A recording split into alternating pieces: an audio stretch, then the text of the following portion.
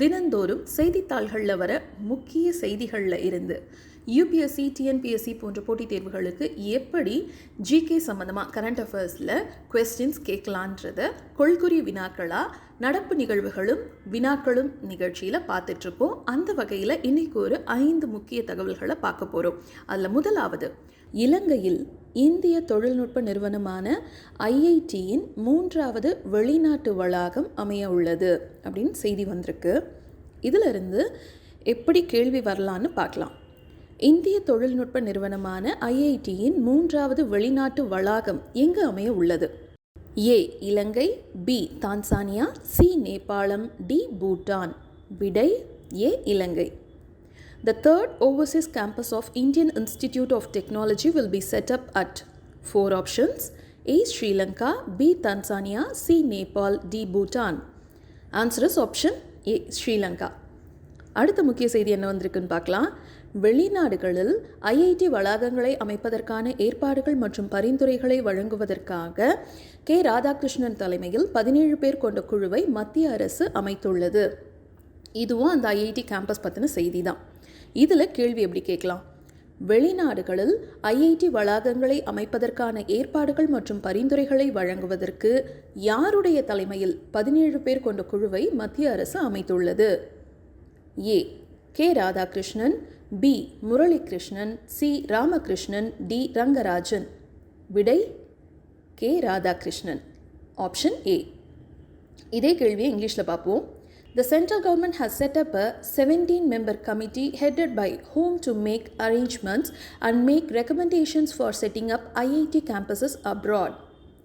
Options: A. K. Radhakrishnan, B. Murali Krishnan, C. Ramakrishnan, D. Rangarajan. Answer is option A. K. Radhakrishnan. அடுத்த செய்தியும் IIT பற்றினதே தான். சென்னை ஐஐடியின் முதல் வளாகம் தான்சானியாவின் Zanzibar நகரில் அமைக்கப்பட்டு செயல்பட்டு வருகிறது. இது செய்தி. இதில் கேள்வி கேட்டாங்கன்னா எப்படி கேட்பாங்க? சென்னை ஐஐடியின் முதல் வெளிநாட்டு வளாகம் எங்கு செயல்பட்டு வருகிறது? A Australia, B America, C Canada, D Tanzania.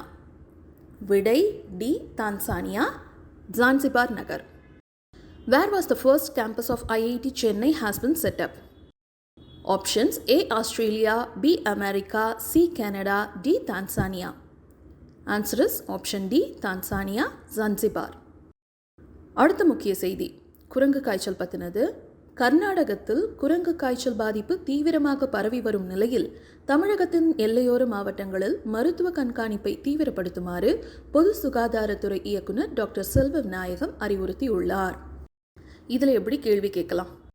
தற்போது கியாசனூர் வனநோய் அப்படின்ற KFT எனப்படும் குரங்கு காய்ச்சல் எந்த மாநிலத்தில் பரவி வருகிறது?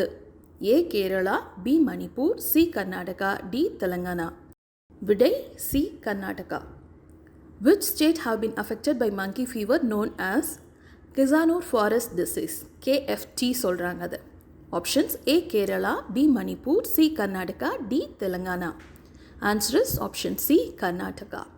இன்றைக்கு இறுதி செய்தி, முக்கியமான செய்தி என்னன்னா, ஐரோப்பாவின் மிகவும் பழமையான 75வது ஸ்ட்ராண்டஜா சர்வதேச குத்துச்சண்டை போட்டி பல்கேரியா தலைநகர் சோஃபியாவில் நடைபெற்று வருகிறதுன்னு தகவல் வந்திருக்கு. ஸோ கொஸ்டின்: ஆடவர் 51 கிலோ பிரிவில் இந்தியாவின் அமித் பங்கால் கஜகஸ்தானின் சான்ஷரை வீழ்த்தி தங்கம் வென்றார். இதுவுமே தகவல் தான்.